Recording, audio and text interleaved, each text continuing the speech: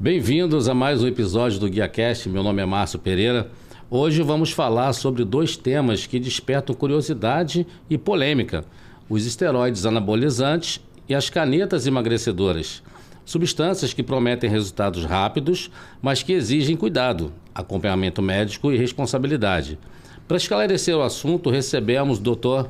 Fernando Inácio, médico especialista em medicina esportiva. Doutor, é um prazer tê-lo conosco. O prazer é todo meu. Ah, que bom. Doutor, vamos começar aqui com algumas perguntas bem interessantes acerca do tema. Para começar, o senhor poderia explicar o que são os esteroides anabolizantes e por que tantas pessoas recorrem a essas substâncias na busca por desempenho físico e estética? Claro, então, principalmente eles são derivados da testosterona, certo? Que é o principal hormônio masculino. E as pessoas buscam a utilização desses ergogênicos principalmente para melhora da performance. E atualmente, com o imediatismo da população, né, como as pessoas querem resultados mais rápidos, eles tendem a usar esse tipo de atalho para conseguir essa pressão estética da rede social e tudo mais, e atingir o corpo perfeito, né? Que a gente sabe que o corpo perfeito não existe, mas eles sempre tendem a procurar por ele. Sim, sim. Entendi. Os esteroides anabolizantes têm origem em substâncias hormonais, como a testosterona, né, que o senhor falou. Como atuam no corpo e por que proporcionam aumento da massa muscular? Então, ele age por várias vias, certo? Primeiro, ele age nos receptores androgênicos, que a gente tem em todos os tecidos do nosso corpo, praticamente, pele, cabelo, mas o alvo principal que a galera usa é pelo receptor no músculo, certo? Então, ele aumenta a síntese proteica e também tem a melhora na performance, ganho de força, e tem a ação anticatabólica também dele, que ele ajuda com que você mantenha já a massa muscular que você tem. Então, até no emagrecimento, ele favorece que ele vai focar em perder gordura e manter a sua massa magra também, certo? Perfeito, perfeito. Há diferentes tipos de anabolizantes, né, com finalidades diversas. O senhor poderia explicar essas variações e quando o uso pode ser considerado terapêutico? Claro. Para uso terapêutico, a gente tem poucas opções no mercado, certo? Uma delas é a testosterona, para reposição hormonal em homens acima de 45 anos que já têm um hipogonadismo diagnosticado, ou em adolescentes que estão em atraso puberal também a gente pode usar. Temos o GH para déficit no crescimento da criança, e a oxandrolona e a nandrolona, que é mais conhecido como DECA, que eles são usados para pacientes sarcopênicos ou imunodeprimidos, como pacientes com HIV, por exemplo. Perfeito, perfeito. Mesmo com os riscos conhecidos, o uso ainda é muito comum. Quais fatores influenciam essa busca por resultados rápidos? Acho que principalmente a pressão estética atual, né? Como as pessoas começaram a promover muita atividade física no Instagram e as pessoas tendem a se espelhar nos influencers, que acredito que muitos deles usem, e tem um corpo muito acima da média, e essa pressão estética por atingir o corpo perfeito acaba fazendo com que as pessoas busquem esses atalhos. Perfeito. E quais são os principais efeitos colaterais físicos do uso indevido de esteroides, tanto em homens quanto para mulheres? Certo. Nos homens e nas mulheres, os mais comuns são a acne e a queda de cabelo, certo? E, além disso, na mulher pode ocorrer o engrossamento da voz também, porque a corda vocal acaba hipertrofiando, porque ela também tem receptores androgênicos, certo? Esses são os que são mais visíveis. Mas temos efeitos também no fígado, no coração, porque o coração também tem receptores androgênicos e também é um músculo, certo? Então ele também capta esse aumento da testosterona exógena, certo? Tem que ter cuidado, né, doutor? Sim, com certeza. E quanto à saúde mental, irritabilidade, depressão, dependência psicológica, são efeitos observados? Sim, com certeza. Com a testosterona nem tanto, mas a gente tem outros esteroides como a boldenona e a trembolona, que são também derivados da testosterona, mas são chamados de 19-nor, é a classe deles. Eles têm uma ação maior no sistema nervoso central, certo? A boldenona deixa o paciente bem deprimido, assim, bem para baixo, e a trembolona já dá um acesso de raiva com frequência, o pavio fica muito curto. Então são drogas assim que eu oriento que nem usem nunca na vida. Sim, com certeza, com certeza. E esses efeitos costumam ser reversíveis após suspensão ou podem deixar sequelas permanentes? Em sua maioria, eles são reversíveis a partir do momento que a gente retira o hormônio, certo? Respeitando o tempo de meia-vida dele, certo? Conforme ele vai se dissipando no organismo, o paciente tende a voltar para o seu quadro neurológico normal, seja o da trembolona ou seja o da boldenona, o paciente reverte o quadro após cessar a medicação, sim. Perfeito. Alguns atletas defendem o uso para ganho de performance. Há algum benefício real que compense os riscos? Pensando em alta performance, né, realmente eles são hormônios fantásticos, né, aumenta realmente muito a performance. Recentemente teve até aquela Olimpíada que não tinha doping, né? Sim, e os atletas bateram inúmeros recordes mundiais assim no estalo de Deus. Então, para performance é excelente assim, não tem parâmetro. É bem vantajoso, né? Exatamente. Como essas substâncias afetam órgãos vitais, como fígado, coração e sistema reprodutivo? Certo. Então, o coração, até citei um pouco na pergunta anterior, né? Como o coração tem receptores androgênicos, ele acaba captando e acaba hipertrofiando também. Isso pode gerar uma insuficiência cardíaca a longo prazo. Já o fígado, ele metaboliza todas as substâncias que a gente joga para dentro do nosso corpo, certo? Então, com os hormônios não é diferente. Então, alguns hormônios são mais hepatotóxicos do que outros. Os injetáveis, o fígado acaba sofrendo menos. Mas os esteroides orais, como oximetolona, que é o hemogenin, ou oxandrolona, são bem mais hepatotóxicos e agridem bem mais o fígado. E quanto ao sistema reprodutivo, a testosterona acaba inibindo o eixo hipotalâmico reprodutivo, certo? E como o corpo capta essa testosterona, ele vê que tem muita, ele acaba com toda a cascata hormonal e por assim acaba com a espermatogênese também, deixando o paciente infértil durante o uso da medicação. E no cenário esportivo profissional, como funciona o controle antidoping e quais substâncias são mais fiscalizadas? Certo. Então, a OADA, que é a federação que faz o acompanhamento desses atletas, eles têm uma gama de medicações que são proibidas, até corticoides, que sim, são coisas que as pessoas tomam no dia a dia. Sente uma dor de garganta, vai na farmácia e compra um corticoide. Então, assim, para atletas que têm nível olímpico ou nível mundial, que realmente são testados rotineiramente, são medicações proibidas. Mas os mais visados, com certeza, são os esteroides anabolizantes, pelo aumento de performance abrupta desses fármacos. Perfeito. Então, vou falar um pouquinho agora sobre as famosas canetas emagrecedoras, né? Nos últimos anos, outro tema ganhou força nas redes sociais, as canetas emagrecedoras. Como elas funcionam e qual o papel dessas medicações no controle do peso corporal? Certo. Uma das primeiras que vieram foram a liraglutida e a semaglutida, certo? Que são análogos do GLP-1, que é um hormônio produzido pelo nosso intestino, que ele basicamente retarda o esvaziamento gástrico, né? Ele mantém a comida por mais tempo no seu estômago e também aumenta a sua saciedade, certo? Deixando com que você consiga ficar mais tempo sem comer. Então, é uma ferramenta excelente ainda para pacientes obesos que precisam de uma melhor adesão ao protocolo do nutricionista e não conseguem seguir à risca. Entendi. E enquanto os anabolizantes buscam aumentar a massa muscular, as canetas agem de forma oposta, promovendo saciedade e regulação metabólica. Quais as diferenças principais entre esses dois tipos de substâncias? Então, enquanto os esteroides anabolizantes têm uma ação anabólica, né, que é de construir tecido, já a ideia dos análogos de GLP-1, que são as canetas, são o contrário, né, uma ideia mais catabólica, por assim dizer, que é de quebrar o tecido de gordura. Não que eles tenham efeito direto no tecido de gordura, a não ser o Mounjaro, que já tem mais um agonismo que seria no GIP, mas os análogos somente do GLP-1, eles não quebram o tecido de gordura. Mas com essa função de saciedade, diminuição de vontade por comer doce e manter o paciente em um déficit calórico, então a ideia seria o oposto do esteroide anabolizante. Perfeito. E esses medicamentos podem ser usados por qualquer pessoa que queira emagrecer ou existem indicações específicas e critérios médicos para a prescrição? Não, definitivamente não, né?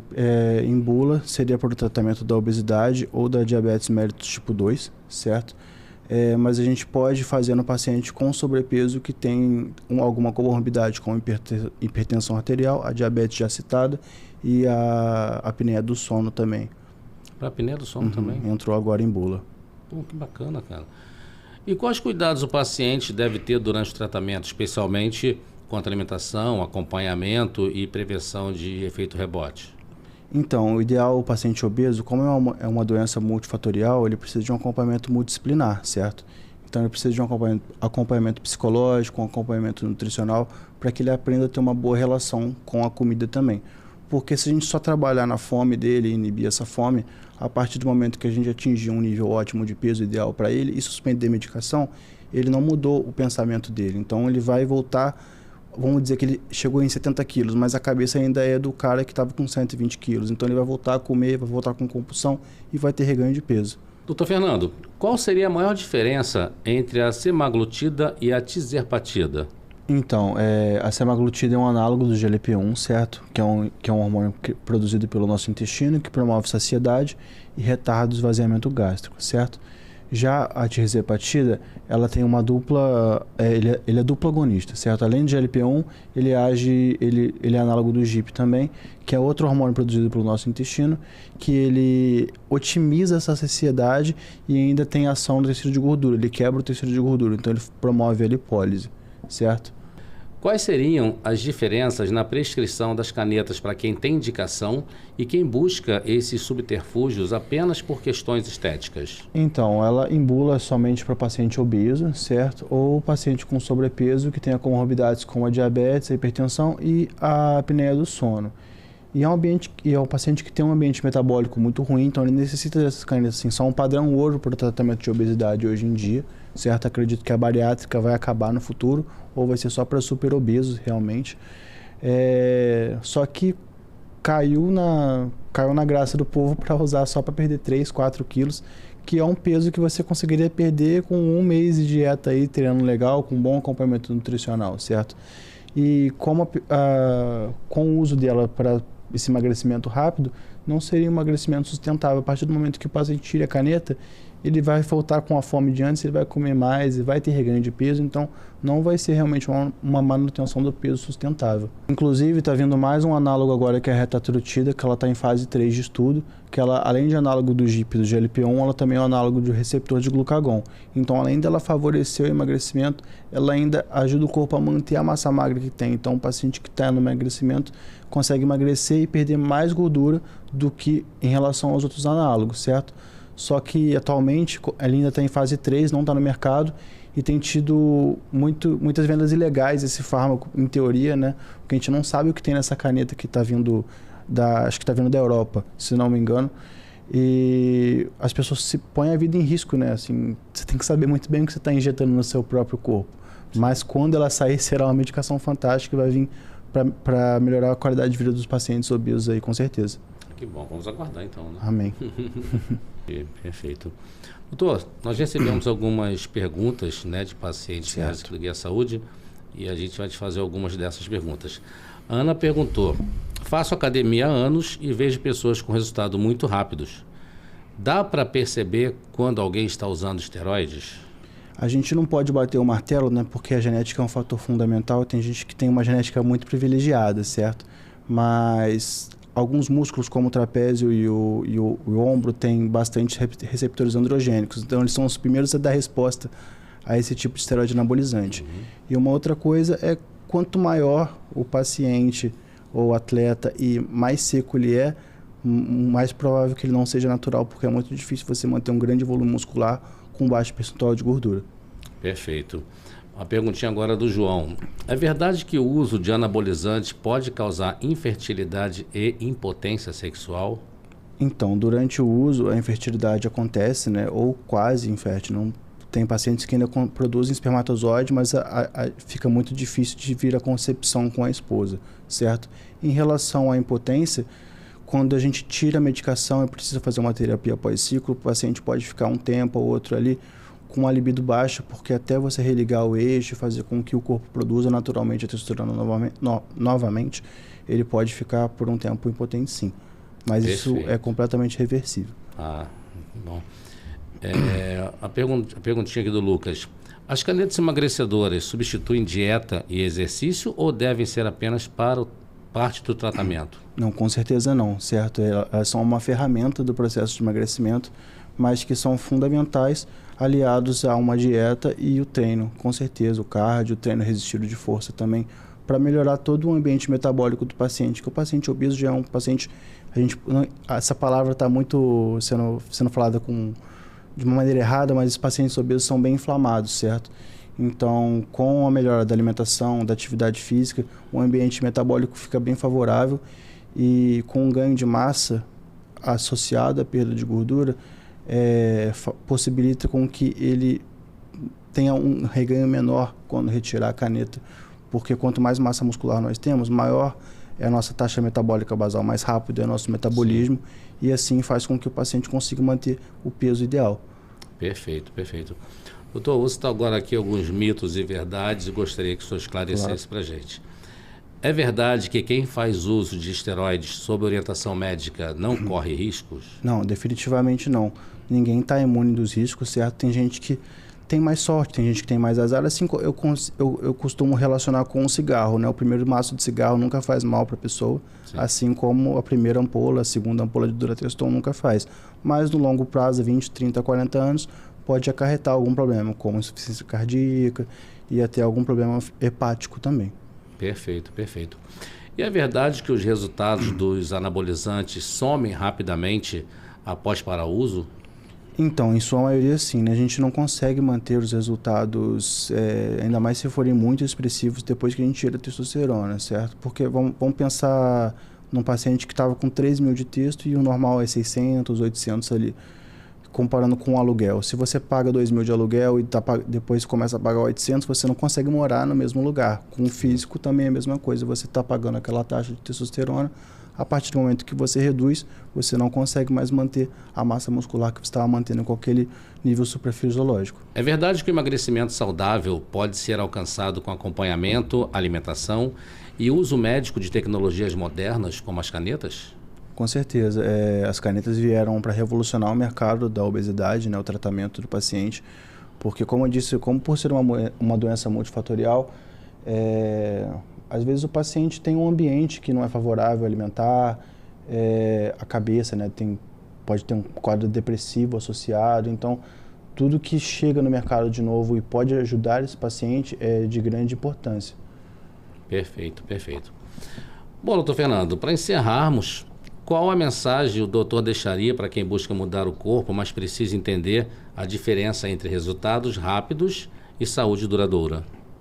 Então, o que eu sempre falo é que performance e saúde normalmente não andam na mesma via, certo? Quanto mais performance, mais a gente debilita alguma coisa, seja articulação, seja saúde. Então, eu já utilizo ainda ergogênicos e sim, eu sempre digo para os meus pacientes, por experiência própria, se eu pudesse voltar no passado, eu não começaria a usar, certo? Porque a gente fica apegado muito a esses processos aí de ganhos rápidos, sim, de estética, se cobrar muito, até um distúrbio de imagem, né? Assim, as redes sociais têm criado muitos distúrbios de imagem também.